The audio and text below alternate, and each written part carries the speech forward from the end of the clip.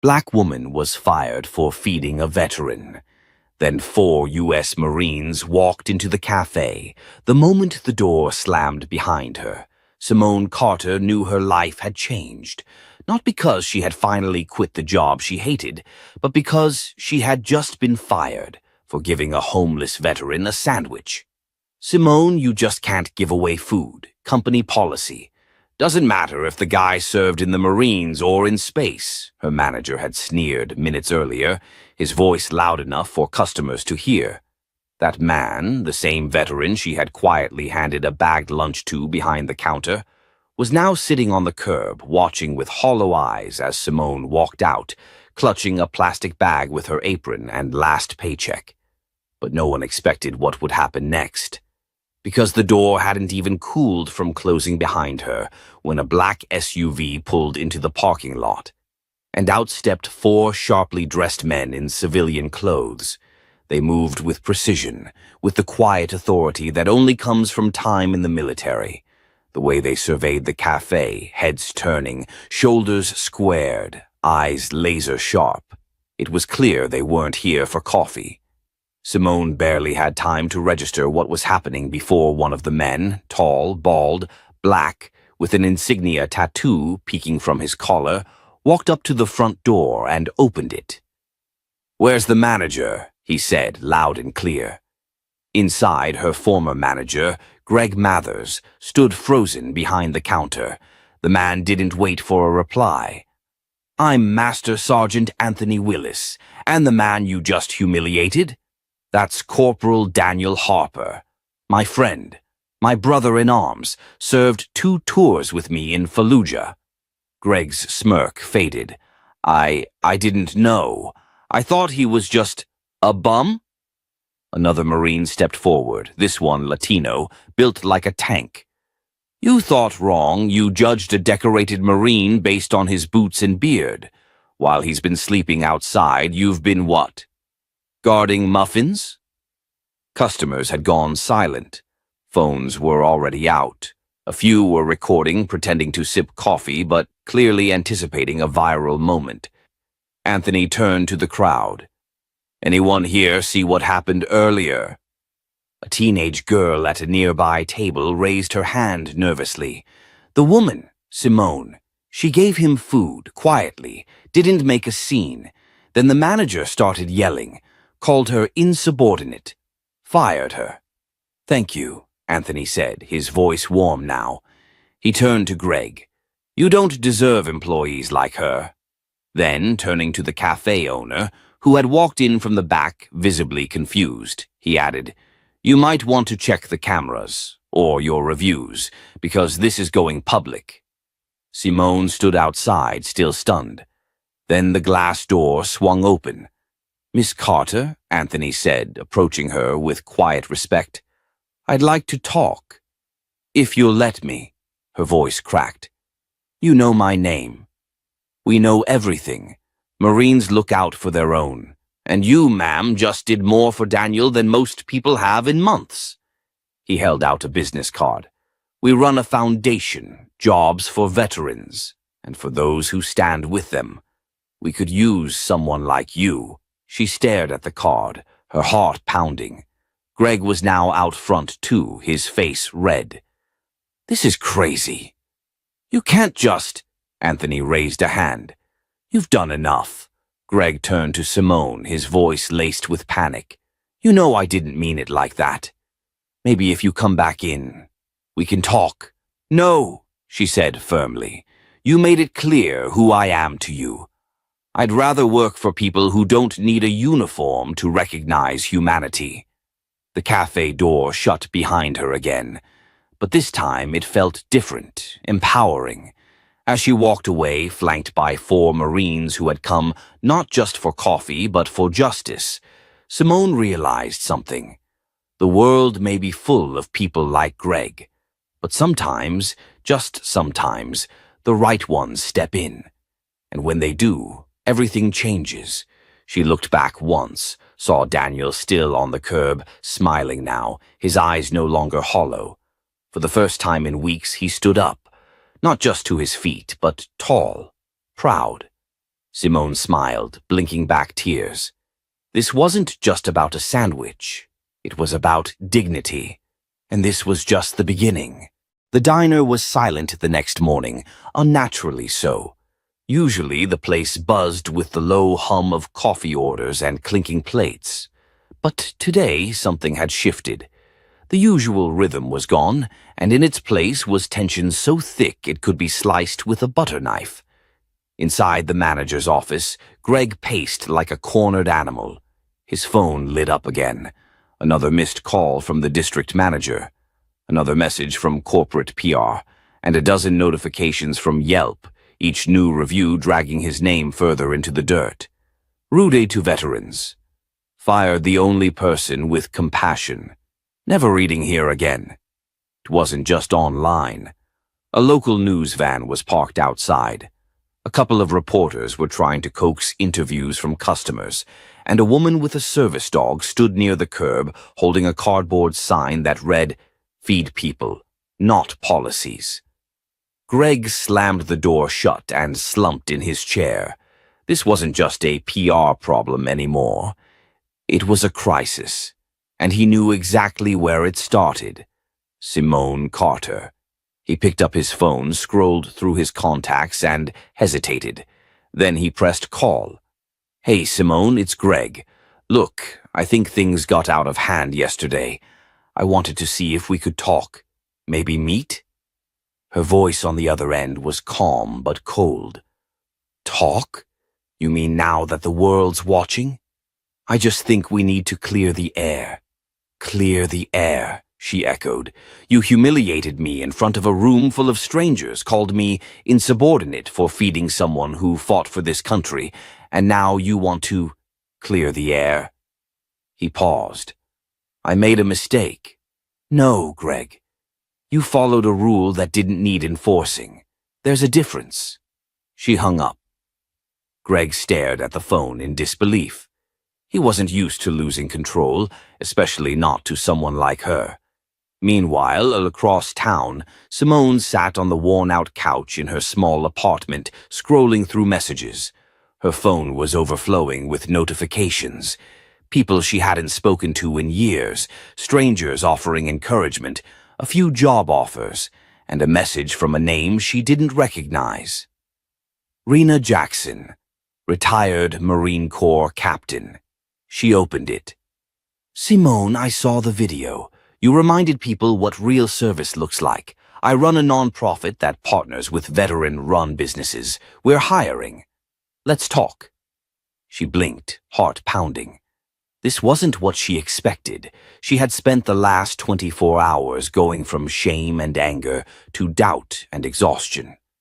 But now, people were calling her brave, principled, a hero. A knock at the door pulled her from her thoughts. It was Daniel, the same veteran she had fed that day. But this time he didn't look lost or sunken. He was clean-shaven, wearing a crisp polo shirt and slacks, still thin but upright, present. "Hey," he said sheepishly. "I hope it's okay I came." She smiled and stepped aside. "Of course it is." He handed her a paper bag. "Chicken salad sandwich." "Thought it was my turn to treat you," she laughed. "Wow, you remembered my favorite." "I remember people who see me. Most don't." They sat on the couch, the silence between them easy, not strained. After a moment, he said, "Those men yesterday, the Marines, they weren't just old friends. One of them, Master Sergeant Willis, he got me out of some dark places after I came back. But even he didn't know how bad things had gotten." Simone looked at him. "What do you mean?" "I disappeared," Daniel said, staring at the floor. "Stopped answering calls, moved shelter to shelter. You didn't know me, but you saw me. That moment changed more than just my stomach." Simone swallowed hard. Her eyes welled. "I don't know what's coming next," she said quietly. "But I'm starting to think maybe this was never about a job." "It never was," Daniel said. "It's about dignity." That night, a clip of her firing went viral. Again. but this time stitched with a local news segment showing Simone at a community center, serving meals beside Marines and veterans. The caption read, "She lost her job, found her purpose." At the cafe, Greg stared at the TV in the break room, watching her face beam on screen while a crowd cheered behind her. His phone buzzed again. This time it was corporate. "Greg," the voice on the other end said, "we need to talk about your future with the company." He didn't reply, because deep down he knew the truth. The moment he fired Simone Carter, he hadn't just lost an employee. He lost everything that made his cafe worth walking into. The sun hadn't fully risen when Simone's inbox pinged with a new message. The subject line read, "Invitation, honoring service and compassion. Veterans Outreach Initiative." She opened it hesitantly, expecting another corporate apology or media request. But it was a formal invitation from a coalition of veteran groups asking her to speak at a community fundraiser that weekend. "You probably didn't know what your small act meant," the email read, "but you reminded a lot of us that humanity still exists. We'd be honored if you'd join us." Simone sat on her bed, blinking at the screen. She wasn't used to being the center of anything, let alone gratitude on a public stage. But something in her chest stirred. This wasn't about attention. It was about standing up for something that mattered. Downstairs, her neighbor, Mrs. Jennings, knocked with a fresh cup of coffee. "I saw you on the news again, sugar. You looked fierce." Simone laughed. "Is that good or bad?" "Good. We need fierce. You made folks uncomfortable, and that means you hit a nerve." She appreciated the support, but it also came with the weight of expectation. This wasn't just a story anymore. It was a movement. Back at the diner, Greg's world continued to spiral. Corporate had sent in a regional manager, Lisa, who wasted no time reviewing customer complaints, employee reports, and security footage. She sat him down that morning in the break room, lips pursed, folder in hand. "Let's talk about why half your staff wants to quit, why our Yelp rating dropped 2 stars in 48 hours, and why the phrase heartless corporate diner is now trending." "I followed policy," Greg insisted. "Then the policy's broken," Lisa shot back. "And I'm not sure you're the guy to fix it." Before he could respond, the bell over the door rang. A deep, commanding voice echoed across the cafe. "Morning, we're here to talk." Greg stepped out into the dining area and froze. 4 uniformed Marines stood in formation near the counter. One of them, tall, bald, with a scar running across his temple, stepped forward. "My name is Master Sergeant Trent Willis. We served with Daniel." The room went silent. Greg stammered. I didn't know he was connected to anyone." "You didn't bother to ask," Trent replied. "That man you tossed aside, he served 3 tours, saved lives, lost everything when he came home." A shorter Marine stepped up. "And the woman who fed him? She didn't see a homeless Eki. She saw a brother in arms." Greg looked around, suddenly aware of all the eyes on him. Customers, staff, even the cook in the kitchen. And for the first time, shame crept up his spine. "What do you want from me?" he asked. Trent's tone was even but firm. An apology, not just to Simone, but to every veteran who watched that footage and saw themselves being told they didn't matter. Greg swallowed hard. "You want me to go public?" Trent didn't blink. "We want accountability." Simone didn't hear about the confrontation until later that afternoon, when Daniel showed up at her door again, this time with news. "They went to the Café," he said, smiling. "The guys. They confronted Greg." Her eyes widened. "They what?" "Told him he needed to own what he did. And guess what? News picked it up. Again." He handed her his phone. A new video was circulating online. Marines show up for one of their own. Manager confronted over firing cafe worker. The comments were exploding. People weren't just supporting her, they were demanding justice. Some were calling for Greg's resignation, others were sharing stories of kindness that reminded them of what Simone did. As she watched the clip, something inside her clicked. This wasn't about her anymore. It was bigger. Later that night, she stood on the small stage at the Veterans Fundraiser. The gymnasium was packed, the air buzzing with anticipation. She cleared her throat and stepped to the mic. "My name is Simone Carter. I used to work at a diner. I was fired for feeding a veteran." The crowd murmured. "But what I really did that day," she continued, "was refuse to ignore someone's humanity. That shouldn't be controversial. That should be the standard." She paused, her voice steady but impassioned. "Policies without compassion fail us, so I say this to anyone listening. If you're ever forced to choose between rules and doing what's right, choose people." The room erupted in applause. Outside, under the night sky, Trent caught up with her. "You ever think about joining a mission bigger than a diner?" She smirked. "What kind of mission?" He handed her a card. "Veterans Rising. Director of Community Engagement. Vacant." "You already started it," he said. "Might as well lead it." She looked down at the card, heart racing. Not long ago, she had been pouring coffee for tips. Now she was being offered a seat at a table that actually mattered. For the first time in days, she allowed herself to hope. And she knew deep down this was only the beginning. Greg sat alone in the back booth of the cafe, nervously watching the front door like it might suddenly burst open again. Ever since the Marines showed up, the place hadn't felt the same. Half his regular customers had stopped coming in, the local news had run the story on a loop, and his district manager, Lisa, was now camped in his office more often than her own. The worst part.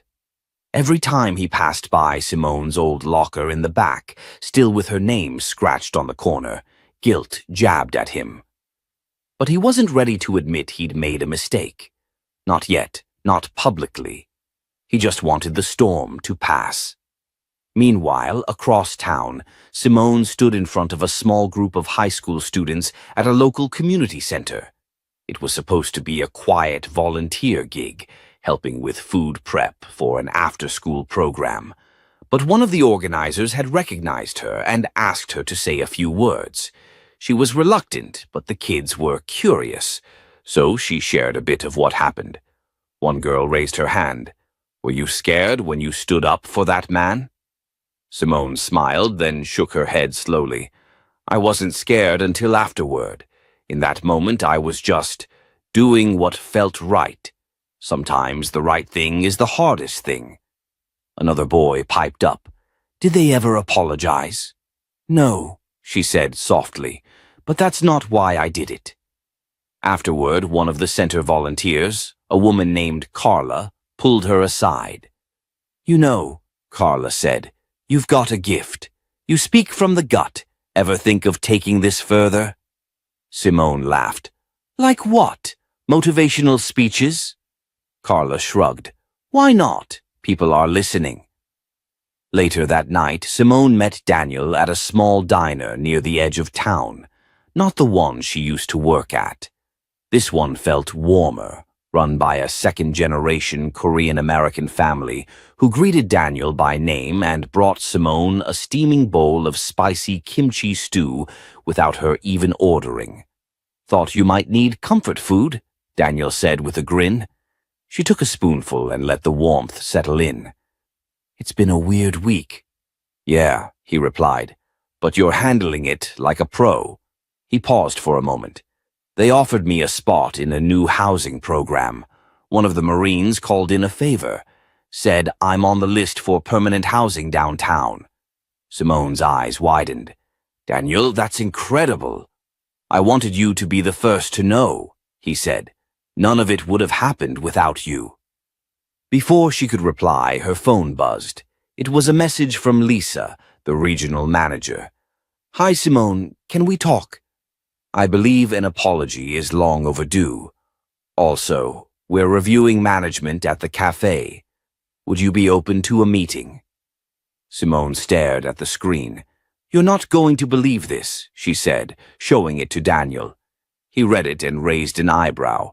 "She wants to talk?" "She's probably just trying to control the PR fallout," Simone said. "Maybe. Or maybe someone finally pulled her aside and reminded her what leadership actually looks like." Simone didn't answer right away. Her mind was buzzing. Part of her wanted to ignore the message, but another part, maybe the part that wasn't done fighting, wanted to hear what Lisa had to say. The next morning she agreed to meet Lisa at a neutral spot, a quiet co-working lounge in Midtown. The two women sat across from each other, the hum of laptops and quiet conversations filling the space around them. "I'm not here to ask you to come back," Lisa began. "Though honestly, I wish we'd handled things differently." Simone folded her arms. "You fired me for showing compassion. That's not just bad optics, that's bad humanity." Lisa nodded. "You're right. Greg made the decision, but we enabled it. And for that, I'm sorry." Simone's eyes narrowed. "So why the meeting?" Lisa took a breath. "Because the board saw the news coverage. They've been discussing a new role, a position focused on ethics and community engagement. It's still in the early stages, but we want someone like you helping shape it." Simone was caught off guard. "Let me get this straight. You want me to work for the same company that fired me?" "I want you to help change it," Lisa said, "from the inside." Simone stared out the window. It would be so easy to say no, to walk away and let the place burn. But maybe change didn't come from the outside yelling in. It came from the inside, refusing to stay silent. "I'll think about it," she said finally. As she left the meeting, the city buzzed around her. Everything felt surreal. Only a week ago, she was scraping by, invisible. Now she had Marines backing her, news outlets quoting her, and corporations wanting her input. Back at home, she sat on her balcony, the late afternoon sun washing over her. Her phone buzzed again. This time it was a photo. Daniel in front of a small apartment complex, holding keys and smiling ear to ear. Home. Finally. Simone smiled. One win at a time. One life changed, and maybe, just maybe, this was the start of something even bigger. It was raining hard the morning Simone decided to walk back into the cafe, not as an employee, but as a woman with a voice. She hadn't set foot near the place since being fired, but the quiet message from Lisa and the news of Daniel's new home had stirred something inside her. A fire she thought had been extinguished. Greg was behind the counter, pale and jittery, eyes darting toward the door every time it creaked open. Business had been dying steadily. Yelp reviews turned brutal. Local veterans groups had staged sit-ins. And the 4 Marines who had come to her defense? They didn't stop there. One of them, Sergeant McClellan, had launched a campaign online. Feed dignity, not policy. It was gaining traction fast. That morning, the cafe was nearly empty, except for one reporter with a notepad and 2 elderly women sipping coffee in silence. Simone didn't come alone. She brought Carla, the volunteer from the community center, and an unexpected ally.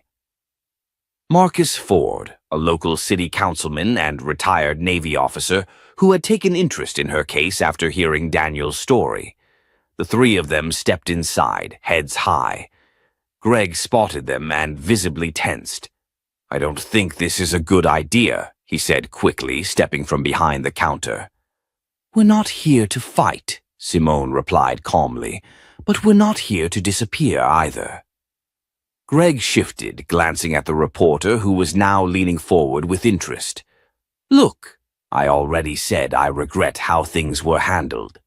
"No, you said that in private," Marcus interrupted, voice low and firm. "What you did was public. Firing a woman for feeding a hungry veteran isn't just a management error, it's a moral failure." The tension in the room thickened. Carla stepped forward. You think this is just about Simone? She said. You think it stops at one veteran and one black woman trying to do the right thing. This is about how you treat people, all people. Greg looked ready to melt into the floor. We're under new review. Corporate is too little too late, Simone said. But we're not just here to drag you through the mud. We're here to offer a way forward. Greg blinked. What? Marcus pulled out a folded document from his coat pocket. We're proposing a community partnership program. You want to rebuild trust. Start by feeding veterans once a week. Partner with local shelters. Give employees the right to make human decisions. Real ones. Greg looked stunned. And what do you want from me? Simone looked around the place. The cracked menu boards, the dusty corner where she used to refill napkins. The ghosts of her last shift still haunted this space. I want you to admit that what happened was wrong, she said, not just to me, but to every person who's ever been treated like their kindness was a liability. Greg nodded slowly. All right, he said. You'll get your statement. And the program, if corporate signs off, I'll push for it. As they stepped out into the rain again, Carla turned to Simone. You sure you don't want your job back? Simone shook her head. I'm not meant to be behind the counter anymore, but I am meant to make noise. That afternoon, Simone's phone rang. She recognized the number. It was Sergeant McClellan. Hey, he said, his voice light with restrained energy. You got a few minutes? There's someone who wants to meet you. He didn't give details, only told her to meet them at a local community gym. When she arrived, the door creaked open and inside stood not just McClellan, but all 4 Marines who had walked into the cafe that day. Alongside them were 2 women in uniform and an older man in a neatly pressed suit with the Department of Defense badge clipped to his breast pocket. Simone blinked.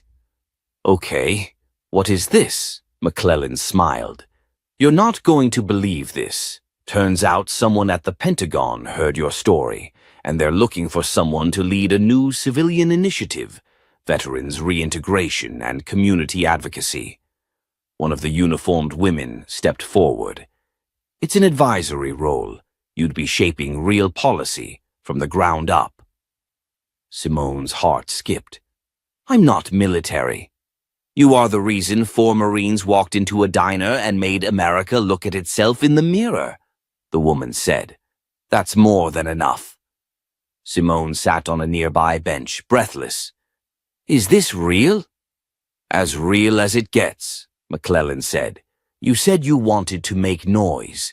This is how you turn it into change. Simone looked down at her hands, hands that once poured coffee, wiped counters, fed someone who needed it. Now those same hands had opened doors she never imagined. She finally looked up.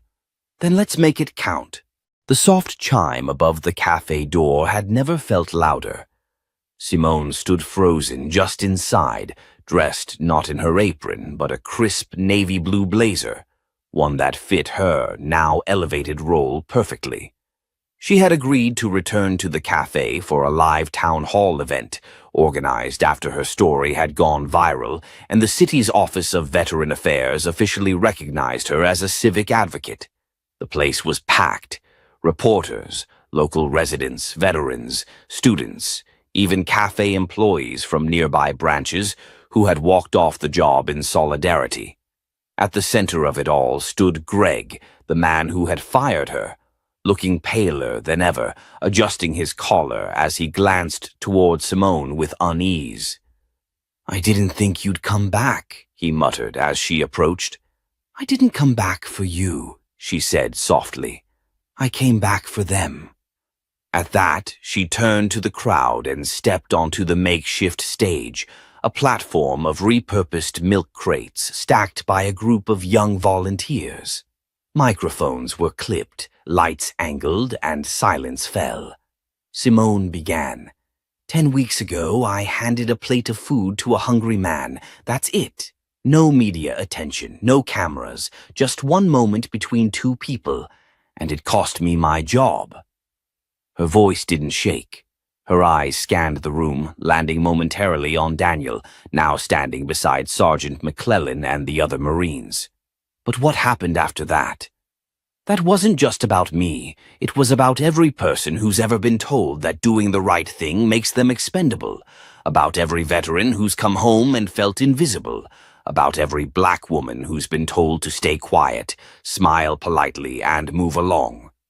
Applause erupted. A few people stood. Greg remained seated, face unreadable. Simone continued, her tone firmer now. When policy overrides humanity, we don't just lose good employees, we lose our souls. So today, we're not here to reopen a wound. We're here to build something better. She nodded toward Marcus Ford, who stepped forward with a binder in hand. We're introducing the Community Compassion Initiative, he said.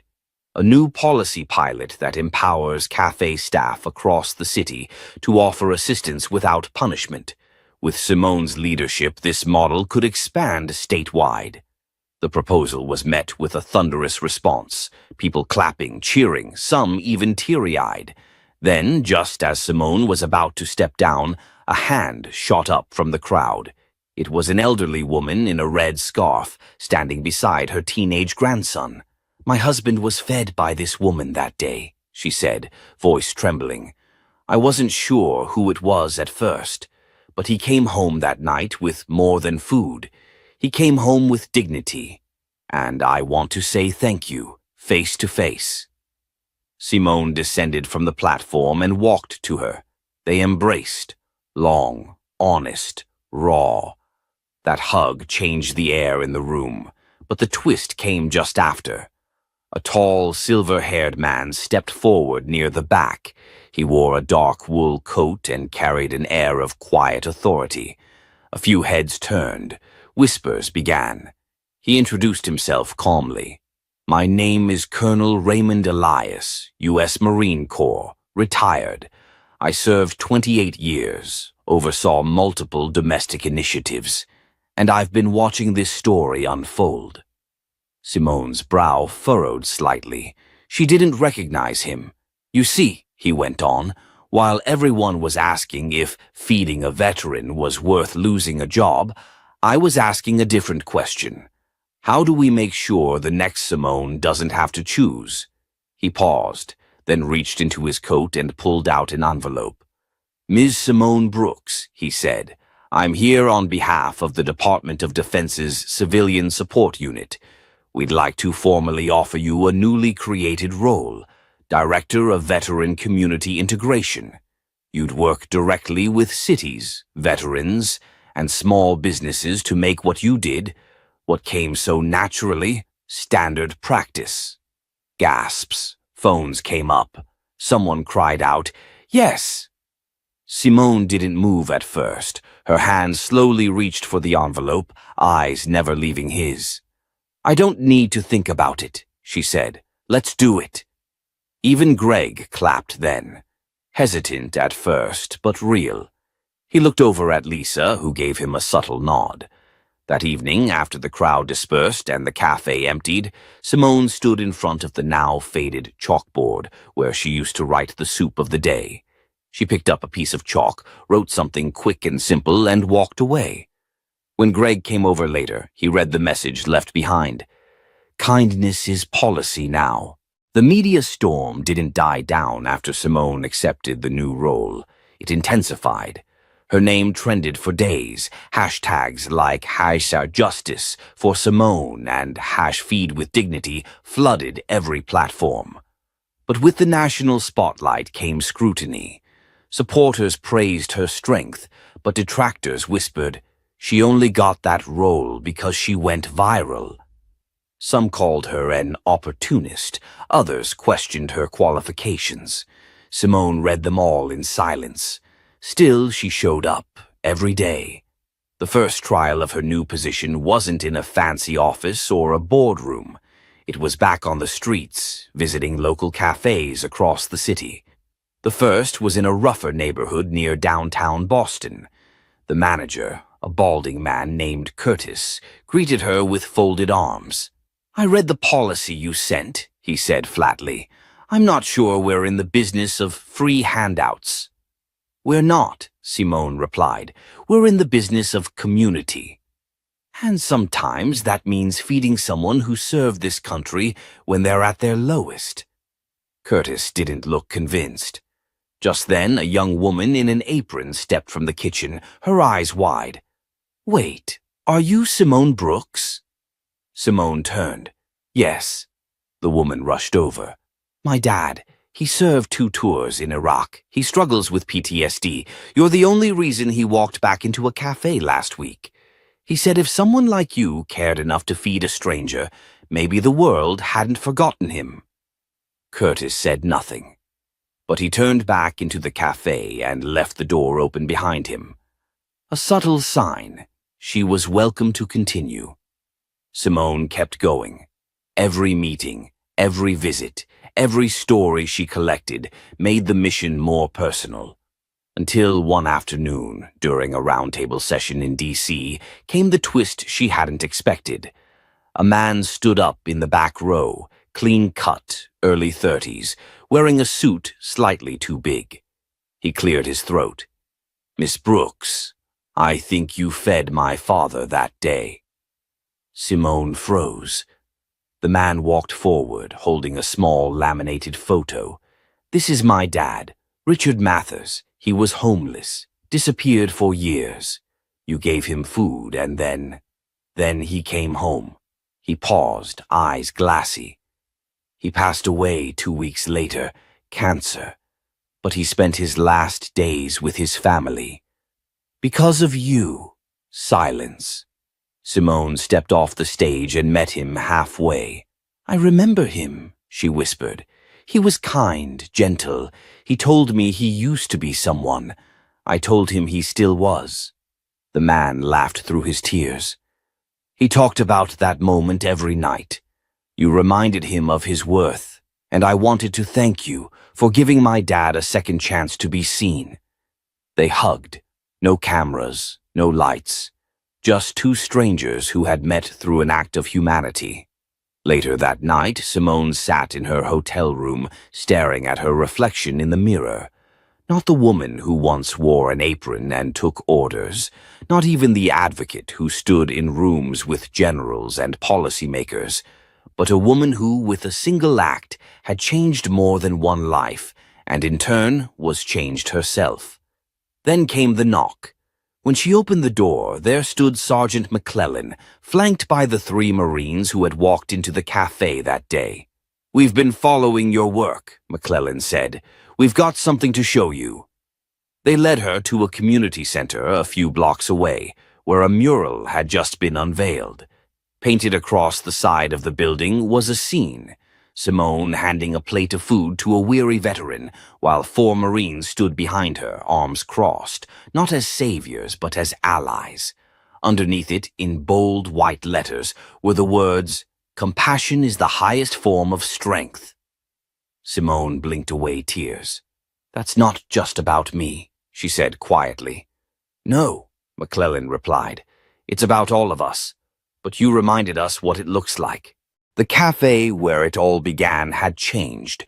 What was once a quiet, forgettable spot on the corner of 10th and Maple was now called Honor Grounds, a name chosen by the community. The windows displayed photos of veterans, local heroes, and above the front door hung a brass plaque, in gratitude to those who served and those who serve with heart.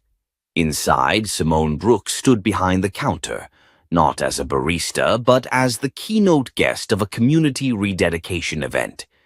Cameras flashed, reporters lingered, but her focus was on the people gathered. Veterans in worn jackets, single mothers with kids, cafe staff in crisp uniforms, and a few Marines who had now become family.